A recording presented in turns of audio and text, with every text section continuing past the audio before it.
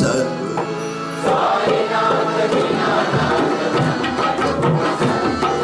साईनाथ दीनानाथ ब्रह्म रूप सद्गुरु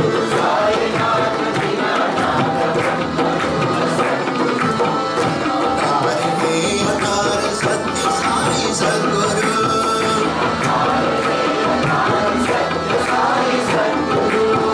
अवतार हे अवतार सत्य साई सद्गुरु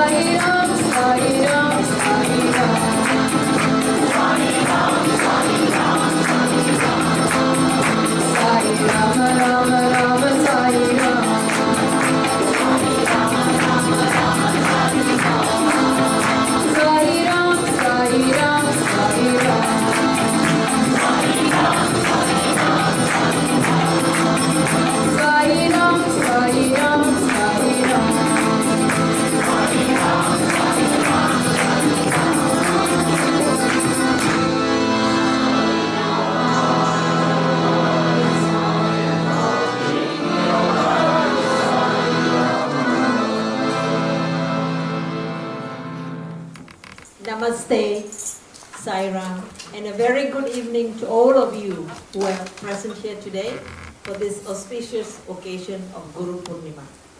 My name is Jyoti, and on behalf of the Sri Sathya Sai Center, Hamilton, I would like to welcome each one of you who has chosen to be here today to celebrate the auspicious occasion, Guru Purnima, a day when we pay our homage, tribute, reverence, or simply gratitude to our chosen Guru.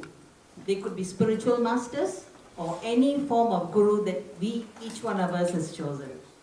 So today we have a program with several presentations that will highlight the essence and take-home message of the great teachings of all the great spiritual masters.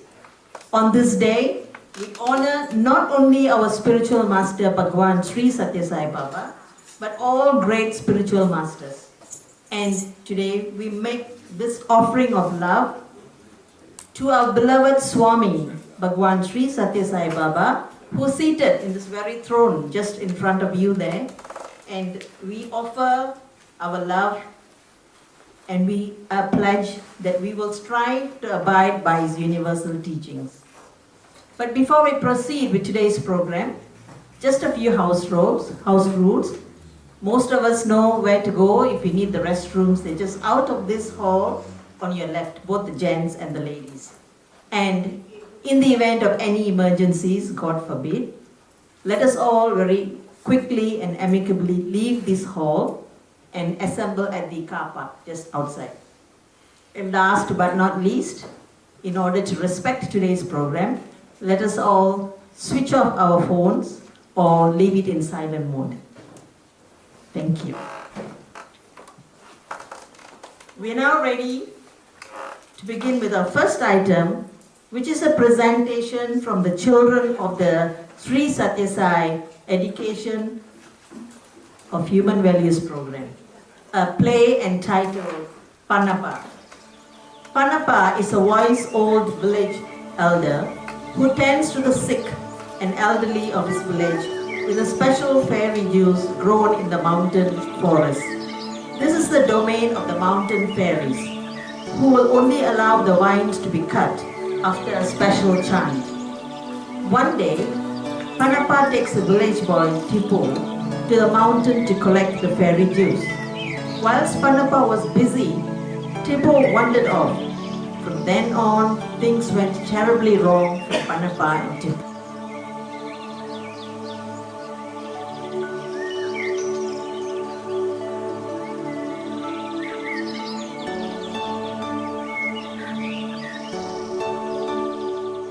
Here is a tale from time long ago of Pannappa ferries a boy Tipo. Pannappa is so wise and so old, but Tipo, so young, must learn what he's told. Pannappa, Tipo, fairies and magic, sacred vines, fairy juice, told through the mist of time. Fairies live on a mountain up high. They rule all the valleys, the bush, the sky. Their fairy chief gives Pannappa use of vines in the valley to get fairy juice. Pannappa, Tipo, fairies and magic, sacred vines, fairy juice, told through the mist of time. Sit back, relax, for soon you will know of Pannappa fairies, the boy Tipo. Our tale begins way back in past times with magical mists and fairy juice vines. Pannappa, Tipo, fairies and magic, sacred vines, fairy juice, told through the mist of time. Told through the mist of time. One day, Pannappa and Tipo went to one of the mountain forests to collect fairy juice from the vines. Pannappa would use the fairy juice as a medicine for the sick people of his village. Before Pannappa would cut into the vines, he would always say a special chant. This would please the mountain fairies, and they would allow him to take the fairy juice. Mountain fairies, listen to my plea. I need to take some fairy juice to heal the sick, you see. Mountain fairies, would you please be kind? Let me enter your domain to cut the fairy vine. Having said this chant, Purnima would then enter the mountain forest of the fairies. He would cut the vines and fill his flask with fairy juice to take back to his village. There he would make magic healing potions. But on this particular day, something terrible happened. Tipo left Purnima and wandered further into the forest where he began slashing at the vines. He did not say the special chant as Purnima had done. The fairies on the mountain who were watching were absolutely livid with rage. Look at that boy slashing up our vines. Look at that boy, surely that's not wise. What an incantation, they must surely say. Scandalous, disgraceful, now Purnima must pay. Look at that boy slashing up our vines. Look at that boy, surely that's not wise. We are angry with Purnima, take him to our chief. Scandalous, disgraceful, that he has caused us grief. The sky suddenly darkened on the mountain. The trees shook and trembled as though a mighty wind was blowing. The sound of thunder rolled over the plain and the magic mist came. Magic mist, magic mist, magic mist, magic mist. Purnima was caught up in the magic mist and carried to the fairy kingdom on the other side of the mountain. He was taken by surprise. He was confused. He didn't know what was going on here. Tipo could not see the fairies, but he knew they were around in the air. He didn't know what had made them angry. He didn't know why they were there.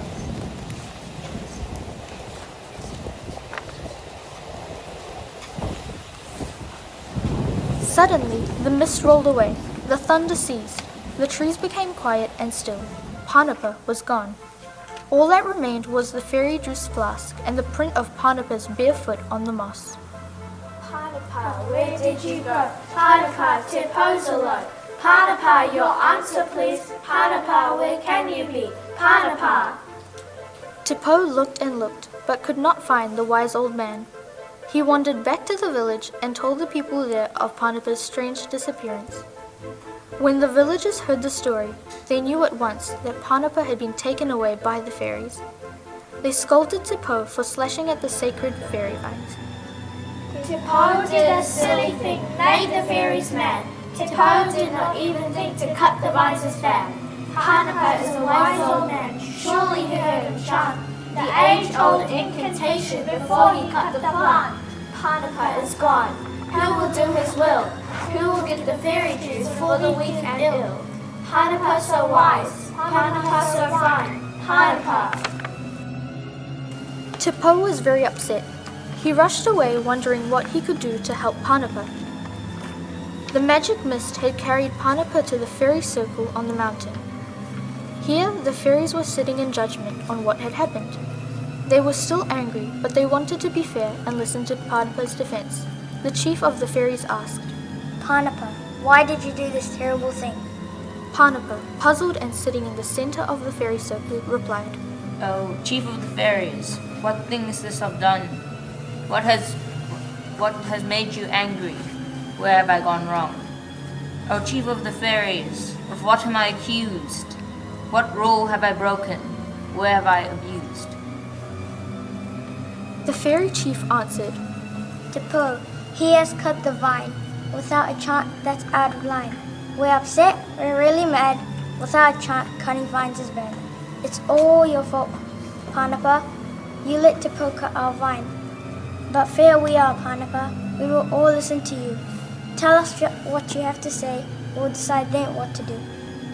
Purnima was worried. He was desperate. He was in big trouble. It was a serious matter to upset the fairies. They could punish him in so many ways. He told the fairies, I know nothing about it. Tipo had wandered off and left me. The fairy chief replied, Purnima, there is no excuse. You'll have to do better than that. What the boy has done to us has really put you on the map. In desperation, Purnima called under his breath to the spirits of his ancestors to help him. Although he could not see them, he could feel their friendly influence in the air around him. He began to feel less alone. Talk to the fairies, we say. Talk to the fairies, we say. Give us time to look below to find the lad Tipo. Use all your fine speaking skills. spellbind it with poetry. While you're making your fine speech, will help to set you free. Talk to the fairies who say, talk to the fairies who say. Purnima stood up and began to make a speech in his own defense. The fairies listened in fascination, for they loved speeches, especially poetic ones. I stand here before you, a very sorry man. I hope you'll find it in your heart to forgive me if you can. I did not tell the boy Tipo how sacred was the vine. Not to slash or touch the bush, the fault will chief is mine. The juice I take is not for me, understand me if you will. I use it as medicine, to tend to the weak and ill. I chant the incantation, Tipo I should have taught. That was really my mistake. Please forgive me, I am very sorry and quite distraught. Meanwhile, Purnima's ancestral spirits had been busy. They had found Tipo and were bringing him to the fairy circle. They told him he must offer himself for punishment instead of Purnima, as the fault had been his. Tipo agreed. When he arrived at the fairy circle, the fairy chief asked, What do you want, Tipo? Tipo asked for Purnima to be set free. The fault was really his. Purnima had taught him what to do, but he just forgot. When you set Purnima free, it was all my fault. He was to blame, and any punishment due was his. The fairy chief replied, Indeed, the fault was yours, young lad, and punishment is due. But we are not unkind, you see, to Purnima and you. Purnima, old man, you've spoken very well.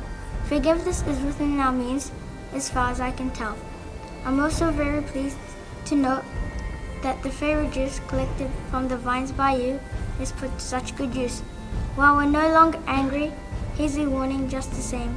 We will be very mad if it happens once again. Now away with you both. That is the tale. And now you should know Purnima's story told by Tipo, how this fine man, so wise and so old, he used all his skills by speaking so bold. Purnima, Tipo, fairies and magic, sacred vines, fairy juice, told through the mists of time. He took the blame for Tipo's mistake, an error the boy would not make. Purnima, oh so wise and so old, and Tipo the boy, he learned what was told. Purnima, Tipo, fairies and magic, sacred vines, fairy juice, told through the mists of time. The fairy chief just had to agree with Purnima's tale and set them both free. And now our tale has come to an end, with everyone here so happy again. Purnima, Tipo, fairies and magic, sacred vines, fairy juice, told through the mists of time. After his adventure with the fairies on the misty mountain, Purnima's prestige was very high amongst his people. His fame became known throughout the land and was told through the mists of time. Told through the mists of time, told through the mists of time, told through the mists of time.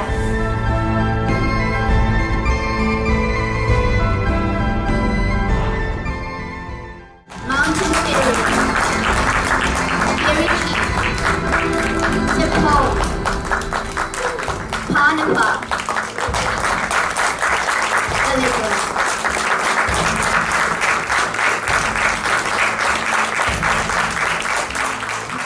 Is very much in line with the theme of our year, which is serve the needy and respect nature. The message of paying reverence to our elders who have great wisdom to impart was clearly depicted in their presentation.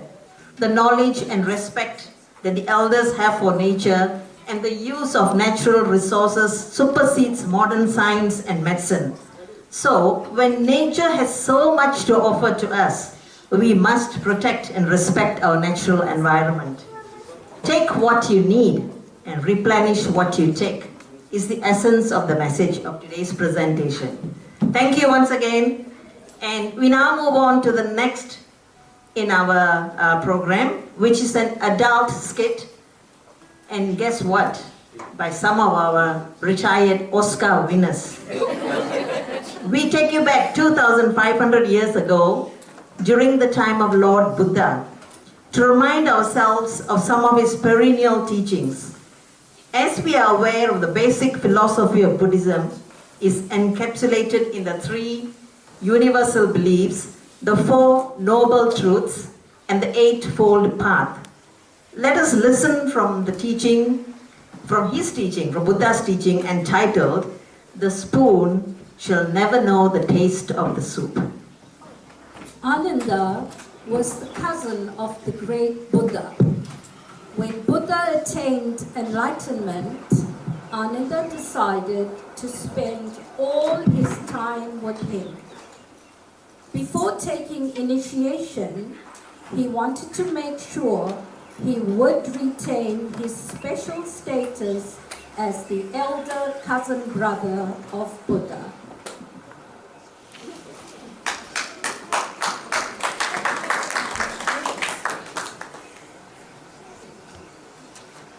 My Lord,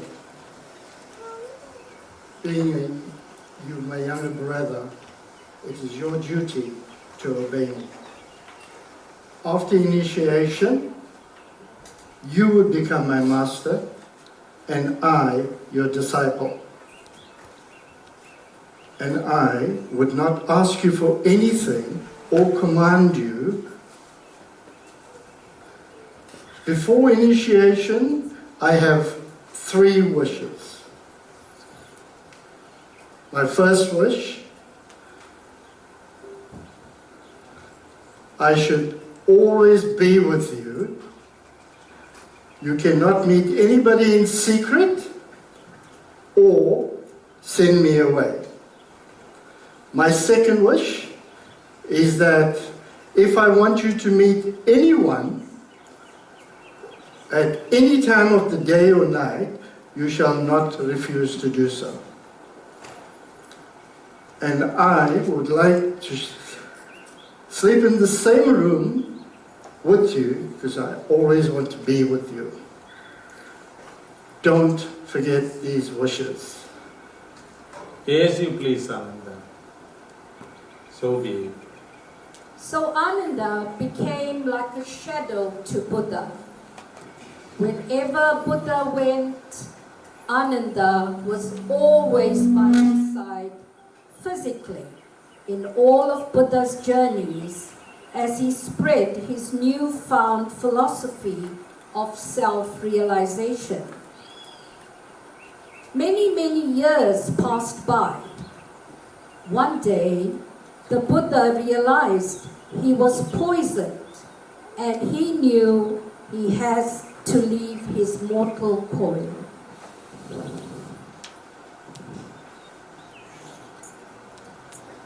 My dear Ananda, it's time for me to depart. By dusk tomorrow, I shall be gone. So I want you to assemble all the monks over here so that I can talk to them one more time. No, you cannot leave me. Please, Ananda, No, you do can't. my bidding. I can't do without this separation. Please, Ananda. By dawn next, calm and composed.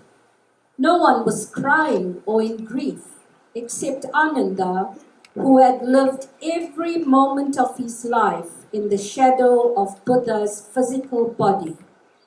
He alone was in shambles and a total wreck.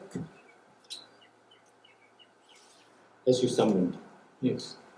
I have one question though. Go ahead. My Lord, none of us had the privilege like Ananda. He spent every moment with you for so many years. He has more wisdom than any one of us here. Despite his physical proximity to you every moment, looking in your wisdom, why is he lamenting? What has he done wrong? The spoon will never know the taste of the soup. Ananda, why do you weep? I fulfilled all your desires. All the promises I gave you, I fulfilled all of them. Why do you cry? What shall become of me? I breathe the same air as you did. I did everything that you have done. But I have not attained the state of enlightenment. Without you, my life is hopeless. What shall I do without you? Ananda, when you asked me for those 3 promises, do you remember? You said it. I knew they will become an obstacle to your spiritual progress. But you are not willing to forget that I am your younger brother. You wanted to retain your privileges over these other monks. Your surrender was conditional. Ananda, perhaps my death will make it unconditional. Buddha left his mortal coil, all to recollect and recount the words of the great master, so that they could be preserved for posterity. However, Ananda was not included in this congregation, for emotionally he was a complete wreck. He lacked the calm and composure and the element of detachment. He was nowhere near enlightenment. I feel helpless and alone. I've seen everything, but have not seen. I have heard everything, but do not hear. I have drunk from the fountain of nectar, but I have not tasted the nectar. I am not counted as one of the monks. This emptiness, is it because of my ego and arrogance? Please forgive me, my Lord, for my arrogance. As he meditated into this inner silence alone, he felt a transformation taking place within.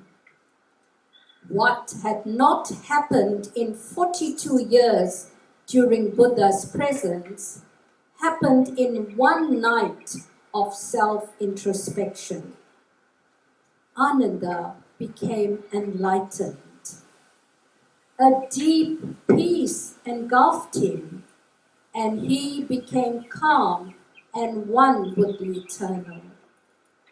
The monks realized that Ananda had transformed. They rejoiced. They welcomed him to their fold, for it was Ananda alone who could give the most accurate accounts of Buddha's life, given the proximity he had and the wisdom that dawned by the grace of the Buddha.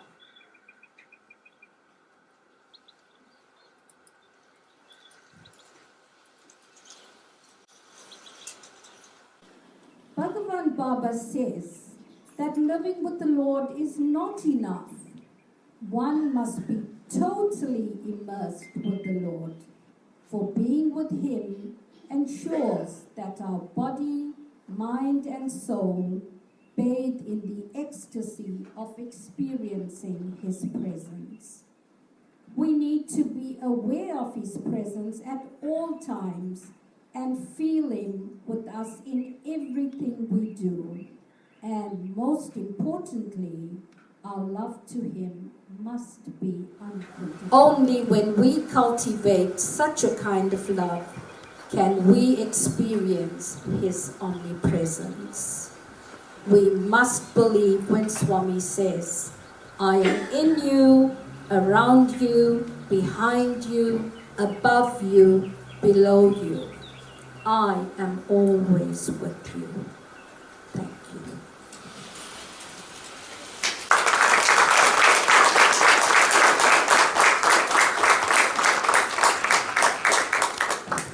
Will never know the taste of the soup.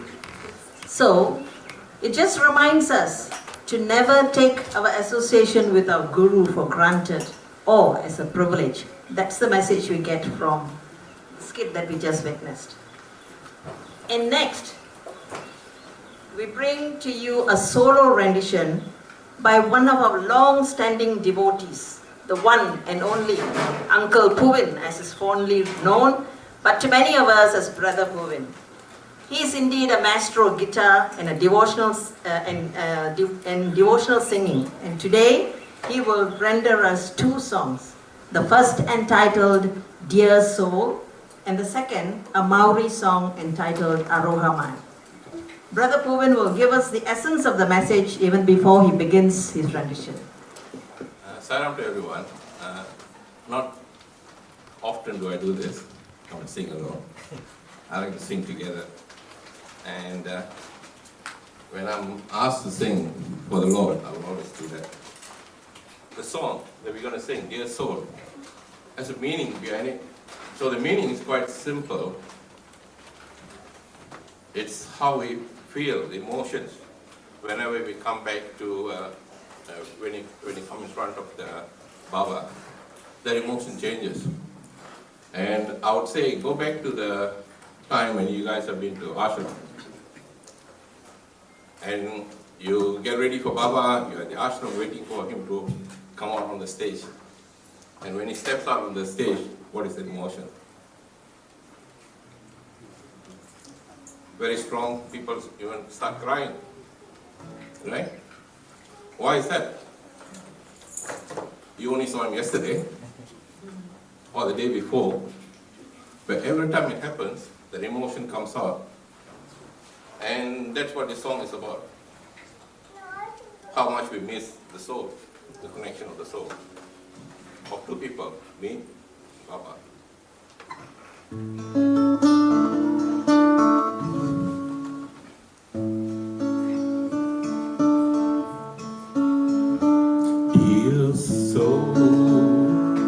Dear soul, I have waited so long. Dear soul, you have journeyed such a long time. Welcome back, dear soul. The mountains you've climbed on your way have made you the saint of today. Ignorance and pain have all gone. All heaven rejoices. Paradise awaits you, dear soul. The sinner of yesterday, now the saint of today.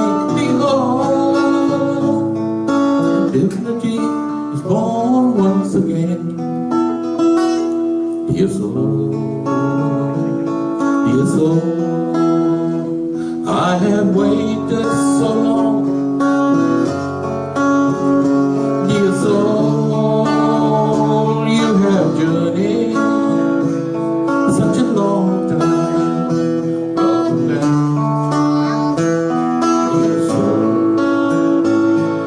The countless forms of life that you see are all being cared for by me. I control every scene of this play. My love for you is boundless. My joy increases with this day. Try and realize the price I give you. No one will ever know my pain. The child of God is sent to me His rain. Dear soul, dear soul, I have waited so long. Dear soul, you have journeyed such a long time.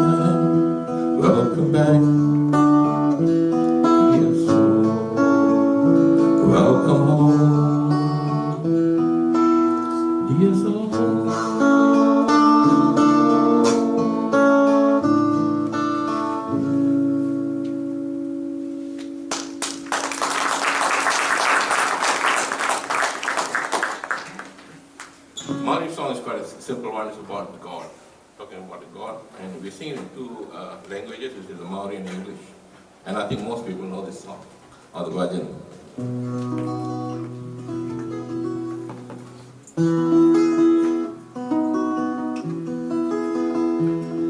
Aroha mate atua yatu,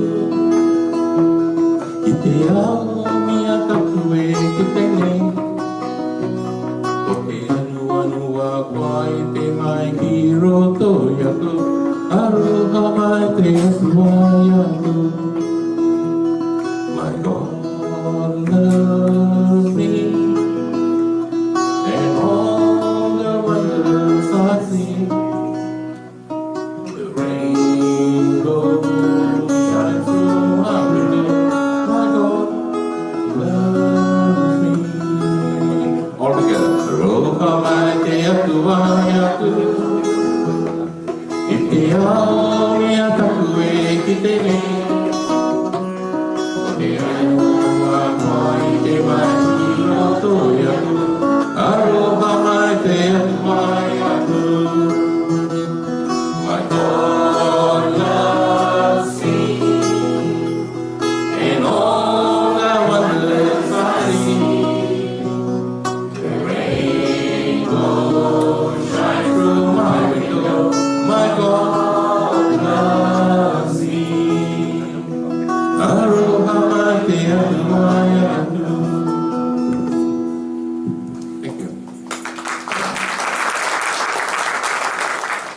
And following this, we have another skit, a short skit entitled Hari Bhajana Bina Shukashanti Nahi. Swami's favorite bhajan, which means without singing to the Lord, there is no happiness or peace. This profound message is brought out by a casual observance and conversation during the reign of the great Mughal Emperor Akbar the Great and his minister Birbal in the 16th century. One day, the great Emperor Akbar went for a stroll in his gardens. He overheard a song being sung. He Ram Narayana, Hare Krishna Janardana, Hare Krishna Janardana, He Ram Narayana, Nityananda Brahmananda, Krishna Madhusudana, Krishna Madhusudana, Hare Krishna Janardana, Hare Krishna Janardana, He Ram Narayana. Ya Allah, what sweetness in that voice. What melody, what devotion. I feel great joy in my heart. I'm full with bliss. How can a poor servant like that have a melody that melts my heart? How can that be? How can that be? The emperor returns to his palace. Can someone call Bilbo?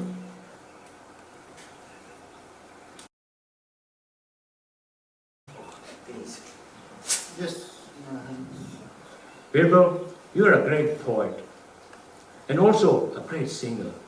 You've been singing for me for years. Today, I overheard a servant singing such a melody that it melted my heart. How come when you sing for me, I don't get that same feeling? Why not? Why not? It's simple. May I speak the truth, please? You may. The washerwoman sang her heart out to the Lord. She sang in full concentration to the Lord. She was lost to this world. And she focuses all her devotion to God and sings only for God. I sing to please you. So, my singing does not melt your heart.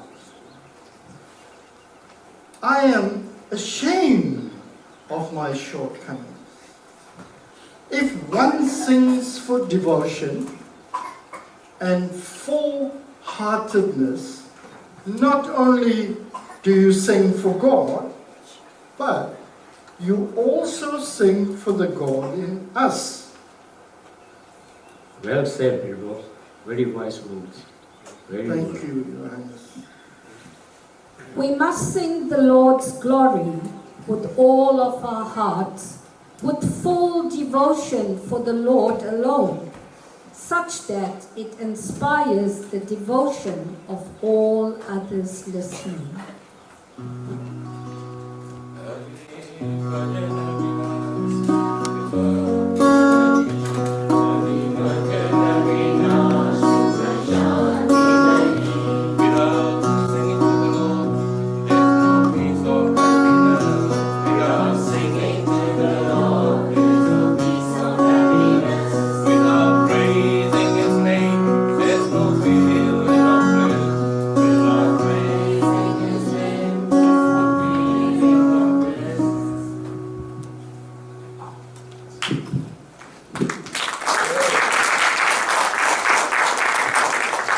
Namasmarana.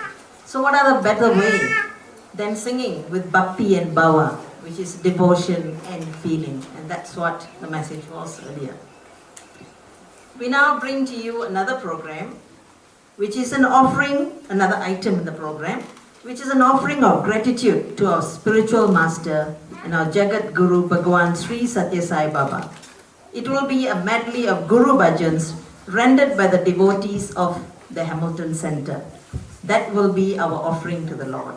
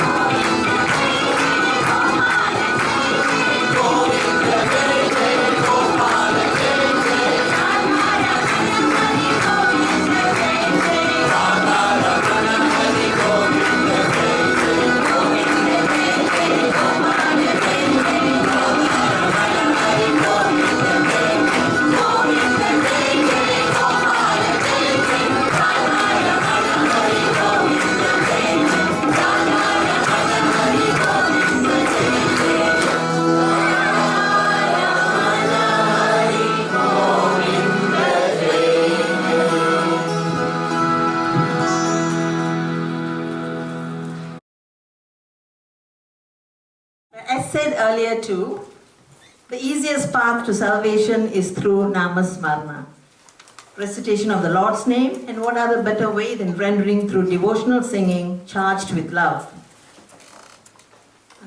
And now we come close to our program, the end of the program. I would like to invite Brother Mahesh Adi, who is currently the National Devotion Coordinator under the Sri Sathya Sai Council of New Zealand, to share his thoughts. Brother Mahesh has been a student of Swami's Institution of Higher Learning and has been in the proximity of Bhagavan for many years of his student life. Over to you, Brother Mahesh.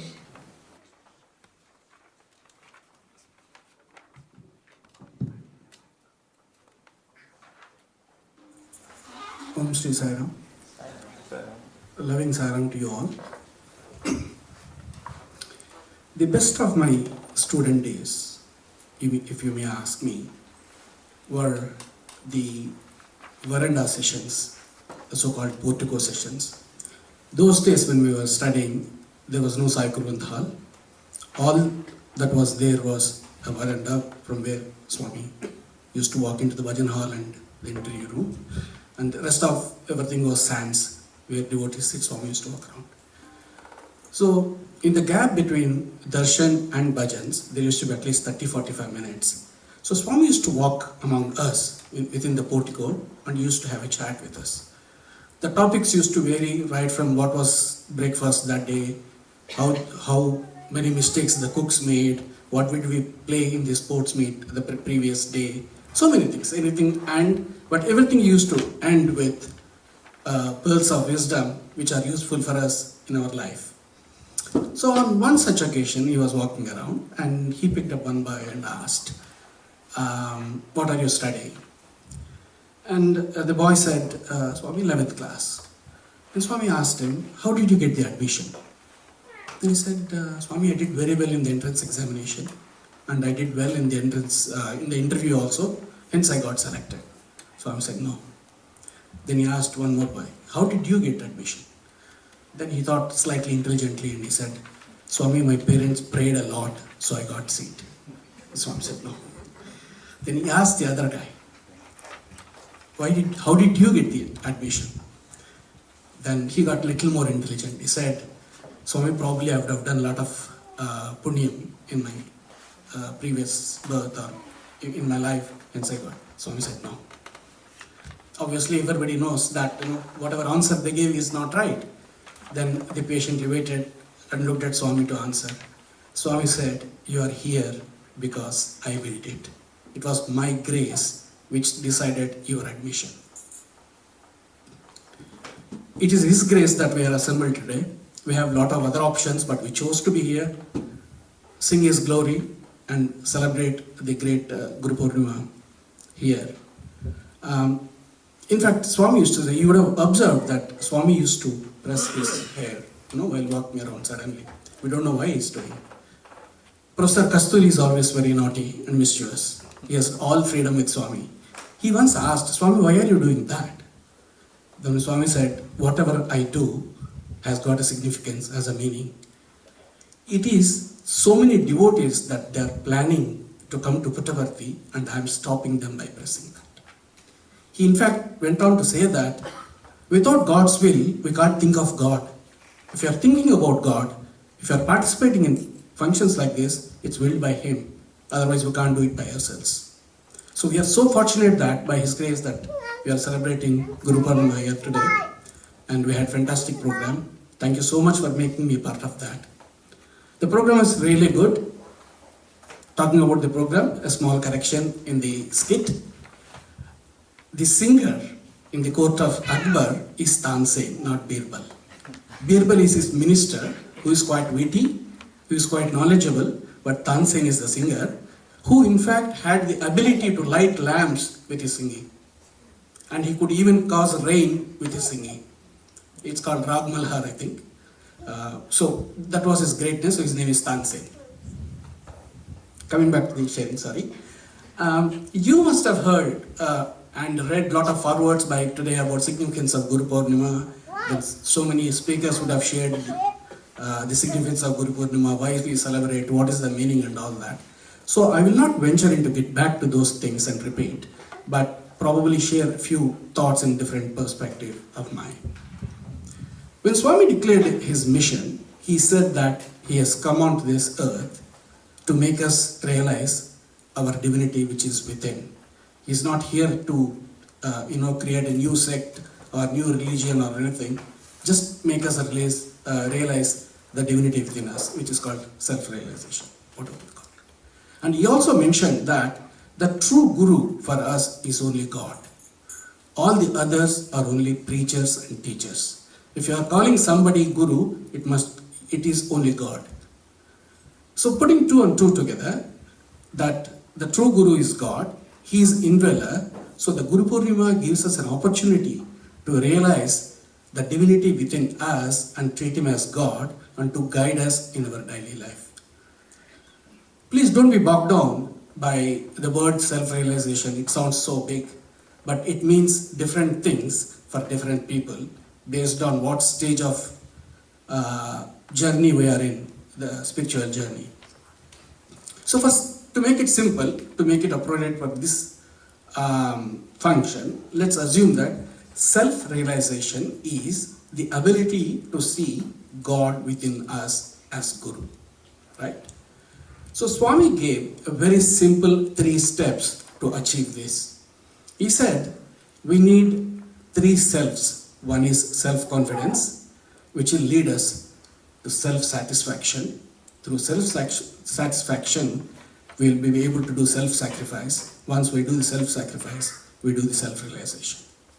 So let's see what each means. Self-confidence. Here Swami says the self is capital self, which means God. So it's God confidence we need to have in doing anything and everything. Once a gentleman was traveling in a plane and he had a small little girl as his neighbor. So just past time, he was chatting with her, asking various questions. Which school you go to, what are you studying, what are you doing, this, that and all that. And suddenly there was a huge turbulence and the plane was shaking very hard. Everybody was getting scared and a lot of panic and all that. When he looked around, the girl was sitting very calm and quiet, very composed. Even in that panic, he got curious. He asked that little girl, "Are you not scared?" She said, "No, I'm not scared." Then he asked him, he got surprised. He asked her, "Why are you not scared? All of us are scared, even being adults. Why are you not scared?" She said, "Pilot of this plane is my father, right? I have full confidence in him. In fact, he told my grandmother that he'll take me to her in the evening safely, so I trust him. So I'm not scared. Whatever might happen, he'll control the flight, we'll go and we'll land safely." That is the kind of childlike innocence and trust we should have in the God. We may have a lot of abilities, but we are humans. So our confidence will shake. But if we have trust in God, it will not shake at all. As in one of those veranda sessions I was mentioning about, those days on Thursdays and Sundays, Sai Geeta used to come for darshan, offer a garland to Swami. Swami used to feed her fruits and other things, and darshan used to be over. For those of you who do not know, Sai Geeta means it's ashram elephant. On one such occasion when elephant came and finished, suddenly Swami turned to the boys and asked, "Who wants Sai Geeta?" Everybody kept quiet. What will they do with the elephant? How can they manage an elephant? It's not easy. Then Swami turned around. Professor Anil Kumar was sitting there and he asked him, "What, Anil Kumar, do you want Sai Geeta?" He that said, "Swami, I can't feed myself. How can I feed an elephant? So I don't want." Then suddenly one boy raised his hand and, "Swami, I want it." Swami said, "That is the confidence. When God gives you something, He will also give you the ability to manage that. You should trust in God. You should believe and say that He has a plan for me always. Then only you have a God confidence, you will be able to lead." And Swami immediately created a golden elephant and gave it to him and said, "This is your Sai Geeta." So that is what is real self-confidence is. Having utmost faith in Him and believing that He is going to lead us. That's self-confidence. The next step is self-satisfaction. When you have confidence and when we do things to our fullest capacity and we achieve success, we get self-satisfaction. But the real trick is that not just success that should give us satisfaction, even failure should give us satisfaction. It is not the end goal that should give us happiness, but the journey and the efforts what we have put in to achieve that should give us the satisfaction. Swami says in Telugu, Yatna prayatnamu daivadinamu, Yatna prayatnamu manava dharmamu, jayavajayamulu daivadinamu, which means that putting your efforts and using your ability is in your hands. That is your responsibility. But to decide whether it is going to be successful or a failure, that is God's decision. So we need to stick to our efforts, then leave the rest to God. Right? Then only we get the satisfaction. But there is one thing that stops us from having that satisfaction, which is ego. Because ego always drives us towards success. If you don't succeed, ego gets hurt and we don't have that satisfaction and we move away from that. So, self-confidence leads us to self-satisfaction. But self-satisfaction is possible only by sacrificing ego. That takes us to the self-sacrifice. That's the third and ultimate step. There was one boy in Vrindavan campus who was very naughty. He was always looking to break the rules, and there was not a single rule which he did not break. Late to the Suprabhatam, late to breakfast, late for morning exercise, bunk classes, don't do homework. If the warden or somebody says something, talk back. He was doing everything, but out of love, people used to bear, and they were tolerating. The way we had veranda sessions, in Vrindavan they had Trai sessions, where after darshan, everything, the students go to Swami's Trai Vrindavan, the residence. Swami spends some time there with them, then disperses. So one of such occasions when Swami came and he was sitting in the Jula, suddenly Swami looked around and looked at this boy and he asked him to stand up. Then everyone was really happy, including lecturers. He's going to get from Swami for all his indiscipline. And some boys were thinking, somebody would have complained to Swami about him, so he's going to really get. And contrary to all their expectations, Swami started praising him. He is a very good boy, he this, that, and all Swami was telling. Then suddenly somebody could not bear that. So immediately intervened and told Swami, he's the worst boy in the entire hostel and the institute. He doesn't follow any discipline and you're praising him like anything. Then Swami looked at him and said, you are looking at the present. But this guy is a true Gnani in his previous birth. He had all wisdom, everything good he has got. This birth, he is not able to tap into that for a simple reason because he is not able to sacrifice his ego. His ego is coming between him and all the other positions he has got. So he needs to sacrifice his ego. So that is the ultimate self-sacrifice one needs to do. And usually we think that sacrificing means giving away what we don't need or what we don't want. That is not the thing. A sacrifice is something which we give away, which we love and cherish at most. During our student holidays, we used to have summer 2 months holidays. Most of the boys used to go home and some students stay back till Swami leaves for Vrindavan or till Swami tells them please go away.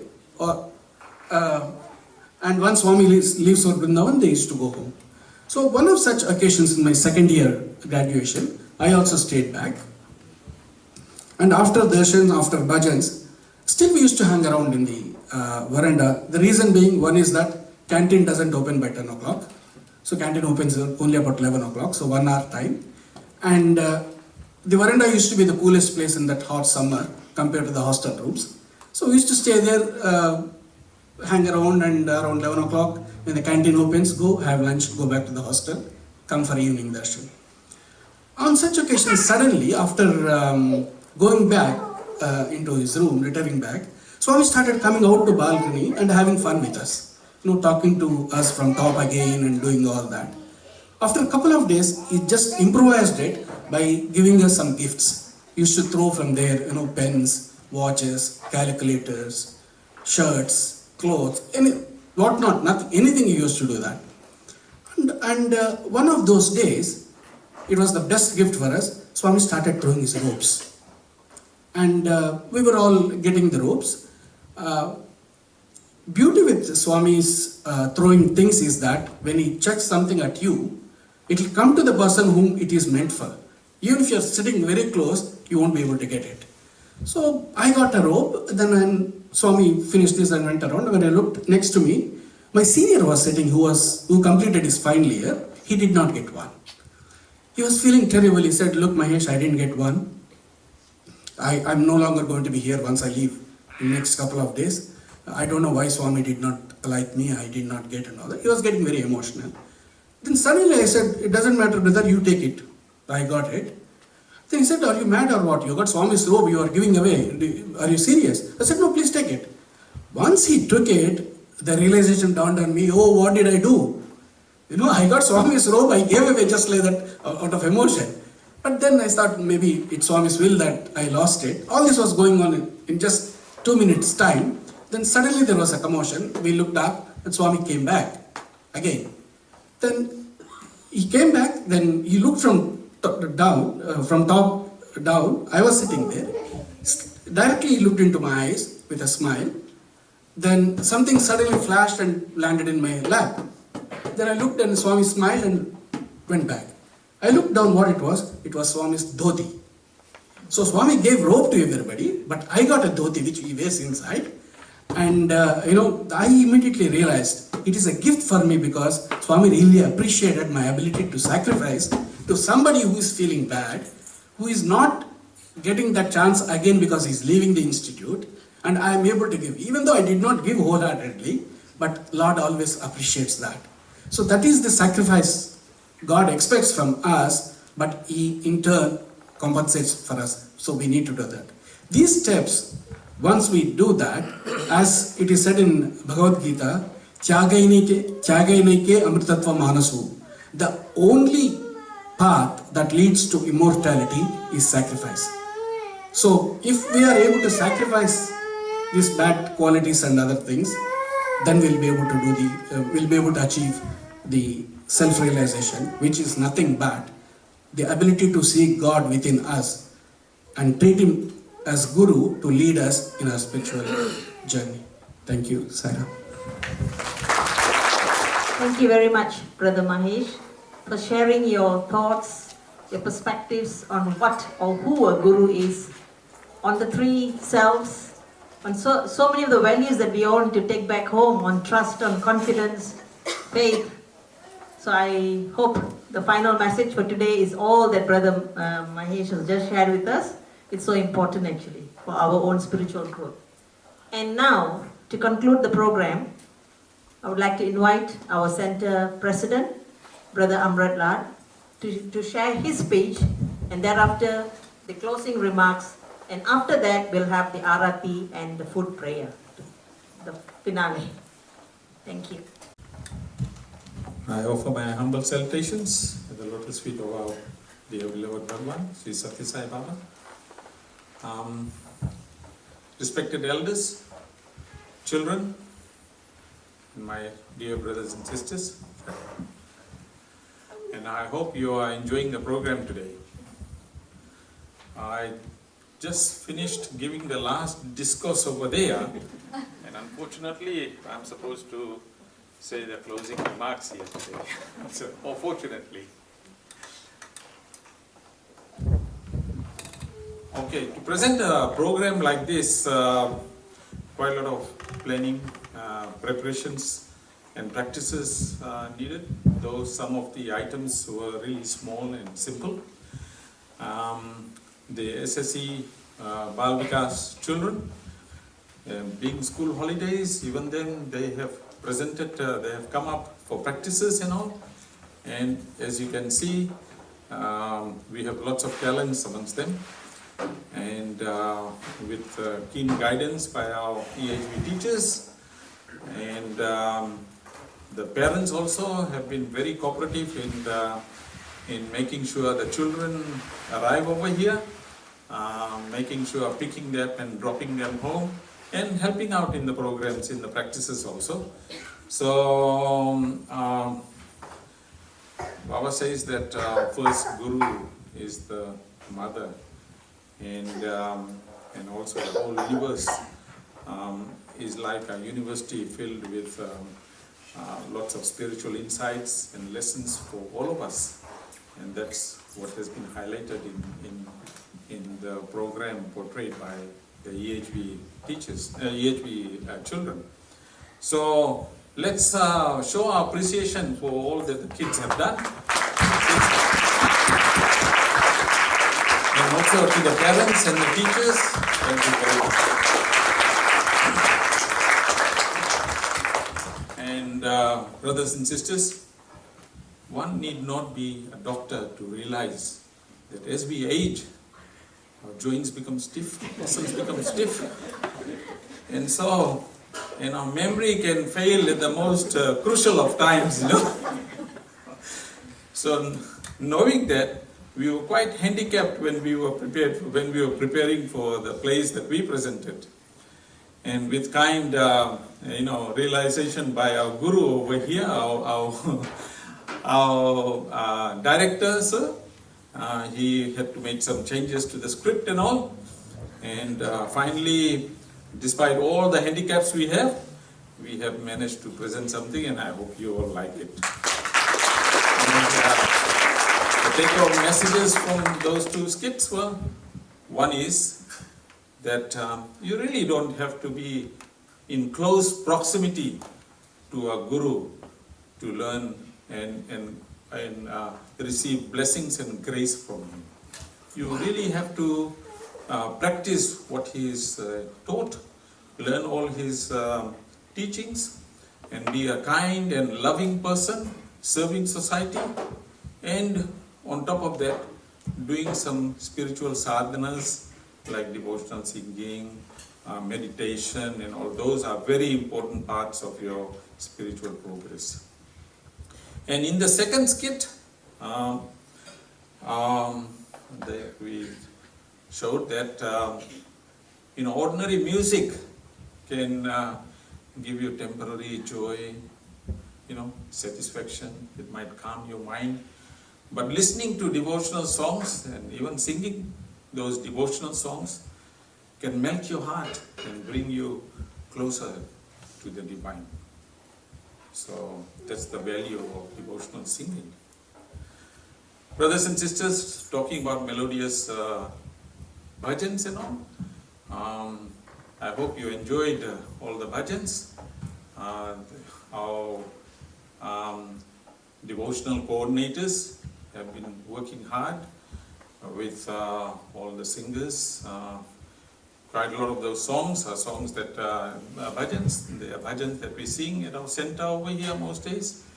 But today was a bit unique in the sense that we made it into a medley and all.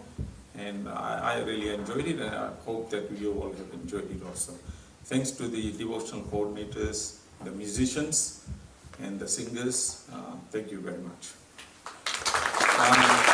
Brother Dinesh, thank you for coming all over from Auckland and talking to us today. You have simplified a lot of teachings and exemplified a lot of things also. And so it was very knowledgeable for all of us today. Thank you very much.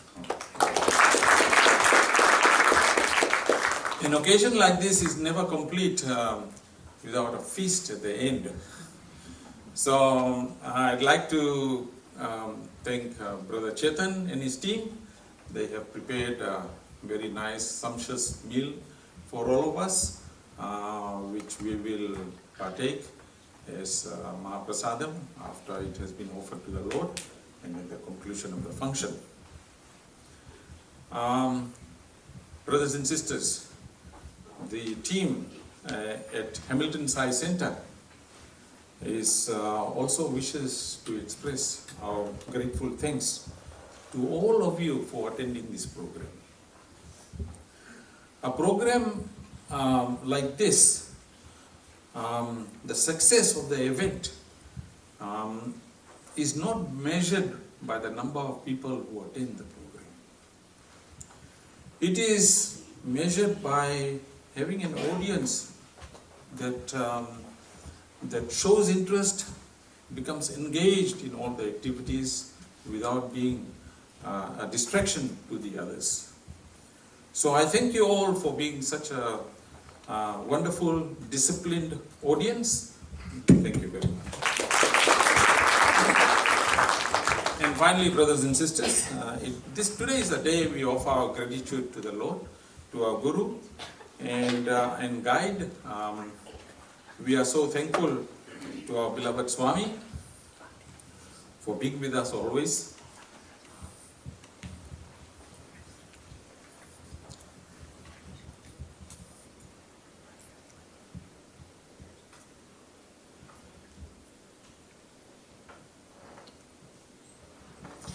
He is our inner motivator, the inspirer, the doer. He continues to express his presence in all of us. Sorry about that. We thank you, Swami, for your blessings and protection, and especially during these difficult times. Now we'll have Aarti, followed by the food prayer and the Mahaprasadam. May the Lord bless everyone here. Have a lovely weekend.